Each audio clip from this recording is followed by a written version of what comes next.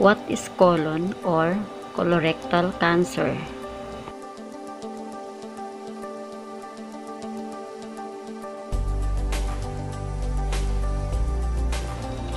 Colorectal cancer, also known as bowel cancer, colon cancer, or rectal cancer is any cancer that affects the colon and the rectum.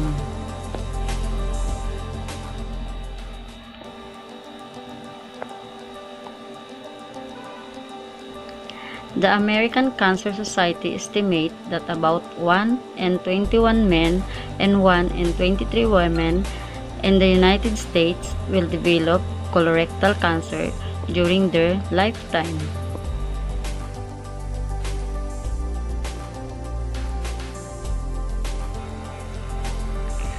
It is the second leading cause of cancer death in women and the third for men. However, due to advances in screening techniques and the improvements in treatments, the death rate from colorectal cancer has been falling.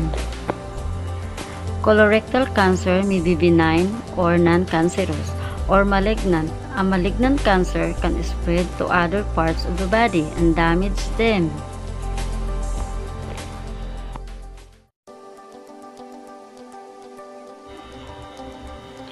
Symptoms of colorectal cancer include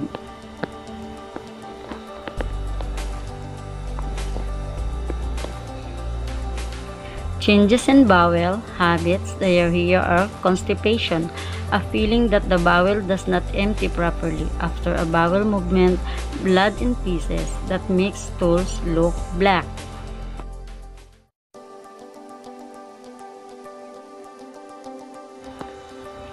Bright red blood coming from the rectum, pain and bloating in the abdomen, a feeling of fullness in the abdomen even after not eating, or a while fatigue or tiredness.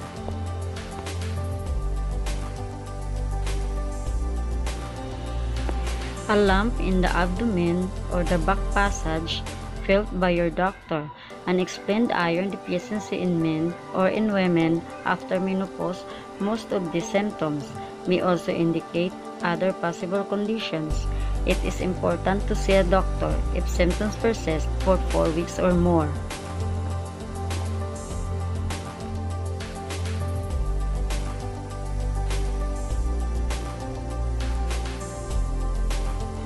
One, treatment.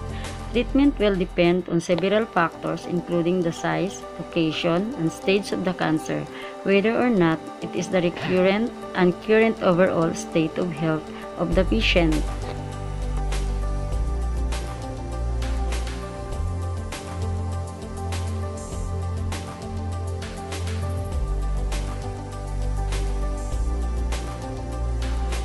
Treatment options include chemotherapy, radiotherapy, and surgery.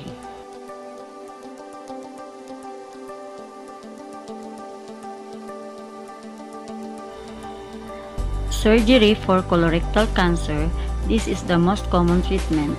The affected malignant tumors and any nearby lymph nodes will be removed to reduce the risk of the cancer spreading.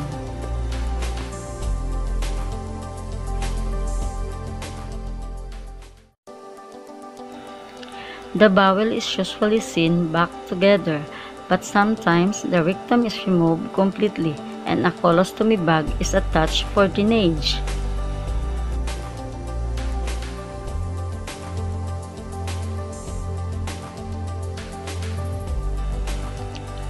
The colostomy bag collects stools.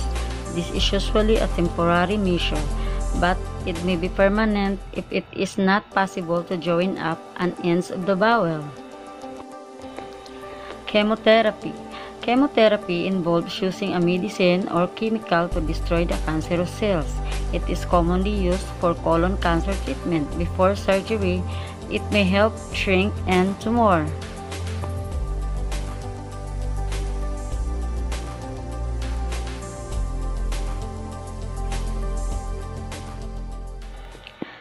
Targeted therapy is a kind of chemotherapy that especially targets the proteins that encourage the development of some cancers.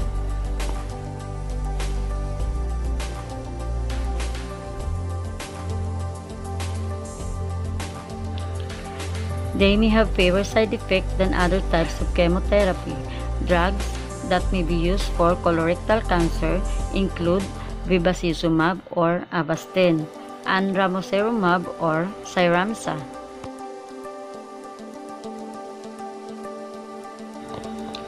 A study has found that patients with advanced colon cancer who receive chemotherapy and who have a family history of colorectal cancer have a significantly lower likelihood of cancer recurrence and death.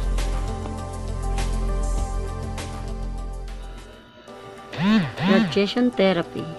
The radiation therapy uses high-energy radiation beams to destroy the cancer cells and to prevent multiplying.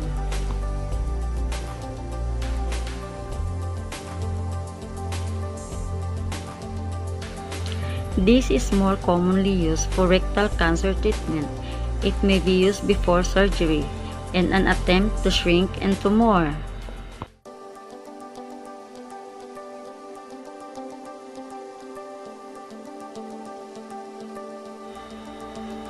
Both radiation therapy and chemotherapy may be given after surgery to help lower the chances of recurrence.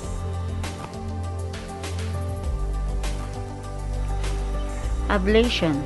The ablation can destroy a tumor without removing it. It can be carried out using radiofrequency, ethanol, or cryosurgery. These are delivered using a probe or needle that is guided by ultrasound or CT scanning technology. Recovery. Malignant tumors can spread to other parts of the body if left untreated.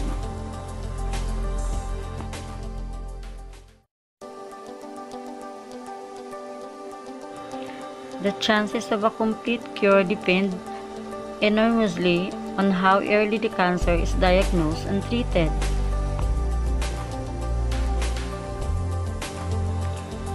A patient's recovery depends on the following factors.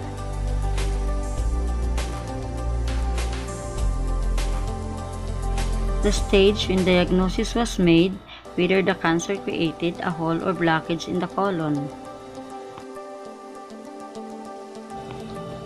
The patient's general state of health. In some cases, the cancer may return.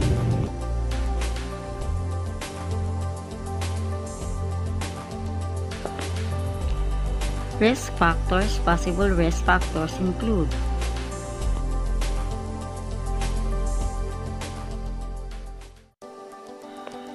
older age, a diet that is high in animal protein, saturated fats, and calories, a diet that is low in fiber, high alcohol consumption,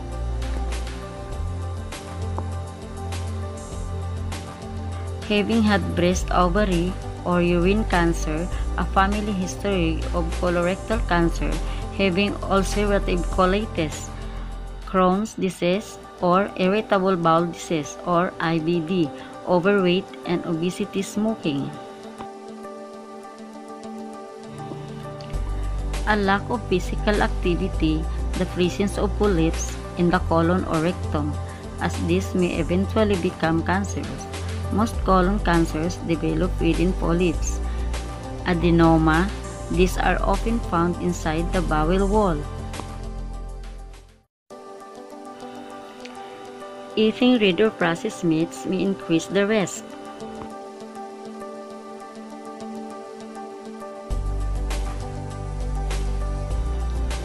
People who have a tumor suppressor gene known as SPROUT2 may have a higher risk of some colorectal cancers.